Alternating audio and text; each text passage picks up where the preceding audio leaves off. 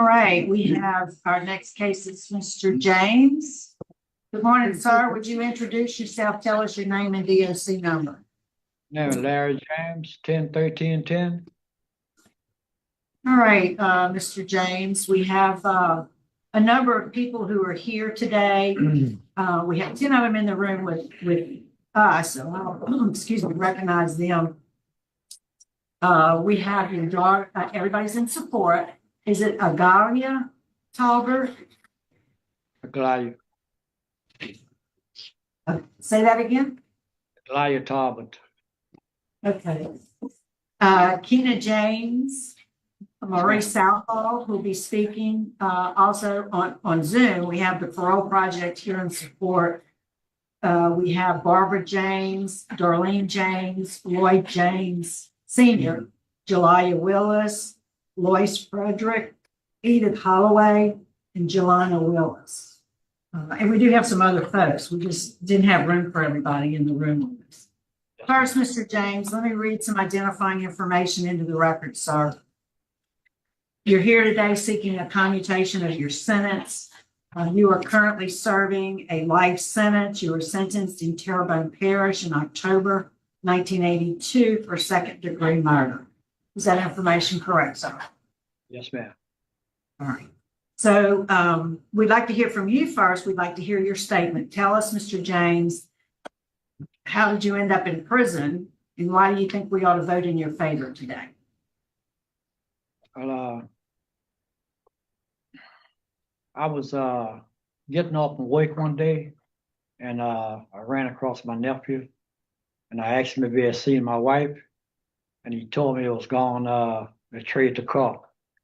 So I met up with my wife and our family at the gas station, and I asked her why she was going to trade the car without me knowing. So it wound up being getting into a family excuse me, getting into a family started arguing, a family argument. Excuse me. And the family got caught out of control. So one of the family members got the car approaching me with some kind of sharp object. I couldn't make out what the object was. So I pulled my revolver and I fired a shot. And the family member continued coming at me. So I fired another shot, and that's where my wife got hit. All right. So you're here for killing your wife. Tell us why you think we ought to vote favorable. Ma'am? Why do you think we should vote for you today? Because I've served 42 years. I rehabilitated myself. I'm a changed person. I'm not the same person I was when I came here. And I give my life to God. And I think I could be a productive citizen in my community. We'll have some more questions for you in a few minutes. First, we'd like to hear from the warden. Is there anything you want to add about Mr. James? Yes, ma'am. He's a minimum aid trustee, lives at F, and he works in the laundry there. He's had a total of 23 DB reports. He's taken anger management in 2005 and substance abuse in 18, victim awareness in 19. Low Tiger score. Good, thank you, sir. Mr. James, we're going to hear first from the folks that want to speak on your behalf. First, we'd like to hear from your daughter, Ms. Talbert. Yes, ma'am. Step up to the podium, ma'am.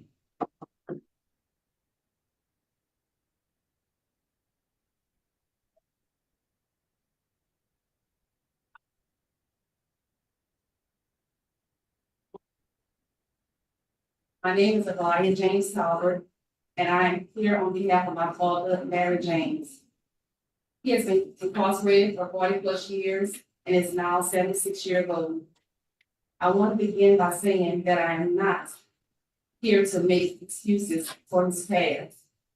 He knows what he did wrong, and I acknowledge the seriousness of his action. My dad has changed and has taken responsibility for what led him to be incarcerated.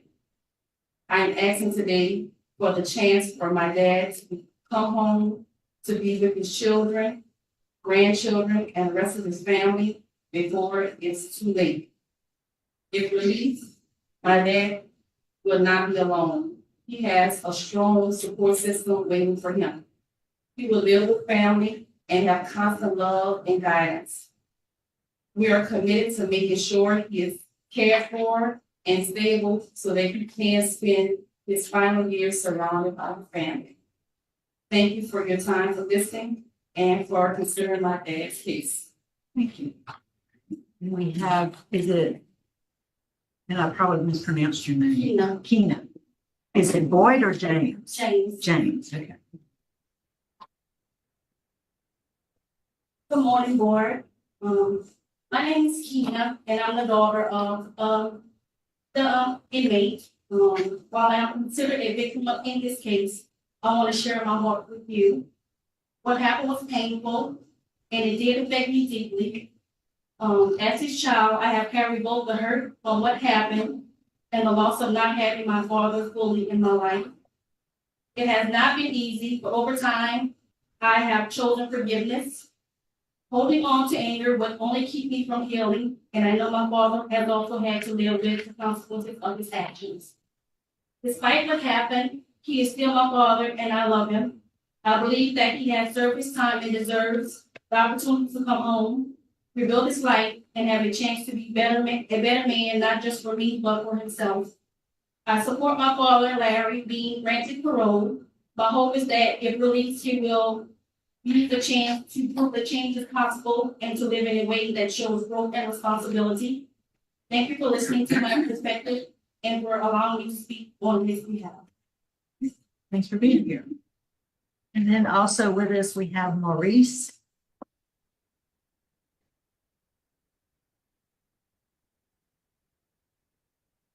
Name is Maurice Salvo, 516 Highway 140, Louisiana. I'm also a licensed funeral director on the Williams and Salvo, Donaldsonville, Fortyville, and Thibodeau. I grew up with Larry. I'm also a relative cousin, and we grew up with the same morals, same value. He and his adulthood went on to be in the United States Army and serve his country. I went on to Whiteford School to take care of my family business. Unfortunate circumstances took him in the direction that he is in right now, but again, as the good book said, but by the grace of God, it's been me. But I'm asking that if you allow him to come home, I do know that I can attest to the fact that he will not be a threat to society. And I can assure you that as far as employment and helping him regain back into society, I can state that I will definitely have a form for him to get him, help him integrate back into society. So we look hopefully that you can have something to listen. Thank you. Thank you, sir. All right, Mr. James, your case was assigned to Mr. Prayer. Would you answer his questions? Good morning. Well, I think it's still yesterday, still morning. Good morning, how you doing, sir? I think you've done a lot of things since you've been locked up. A lot of things in jail as far as good things, got certificates, and you turned your life over to the Lord and those sorts of things. You've been in jail for a long time. My only question is, and it's somewhat confusing about the crime. One of the things we look for is accountability in the crime.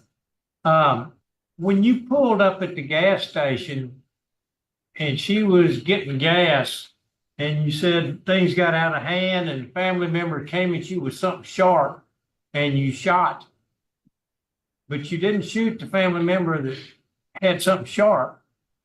You shot and then you shot again and you hit your wife. My question to you is, were you trying to kill your wife? No, sir. Were you trying to shoot the person that had something sharp that was coming at you? No, sir. I fired the shot to try to stop him from approaching me. Did you shoot it, point up in the air or down on the ground or at him? The first shot I shot up in the air, and the second shot I just shot. Okay, it just doesn't, I mean, sometimes things happen that don't make sense, but that don't make sense to me. Why did you have a gun? I was a truck driver. I used to drive a truck, and I bought, I had to go for my protection when I was driving trucks. And you went back to your car, your truck, and got a gun, or did you have it Yes, on? sir. Yes, sir. I'm sorry, I interrupted you. Did you go back and get the gun? No, I didn't. You had I it had on to- you? Yes, sir. He said he had it on him, Mr. Right, President. I got you. I'm just, I'm just processing. Thank you. Okay. All right. And I noticed that you have, one person that's in opposition that's not speaking, and that's, Kana Boyd, correct? Did you know Yes. that? Okay. All right. Yes. I don't have any other questions. Any other questions? All right, I don't see any other questions. Mr. James, we're ready to vote. Mr. Prager?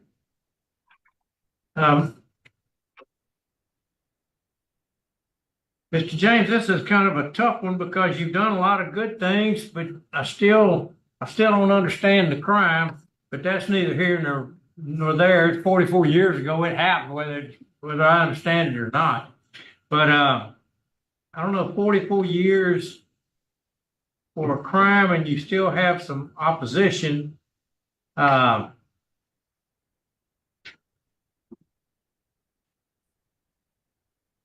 Could we have executive session? We have a Sorry. motion for executive session. Is there a second? Okay. A second. Can you call the roll, please? Renata, Yeah, Singleton, yes. Prater, Yes. Phillips, Yes. Reed. Yes. All right, we'll be in executive session for a few moments, Mr. James, to discuss confidential matters. We'll be right back. Yes, ma'am.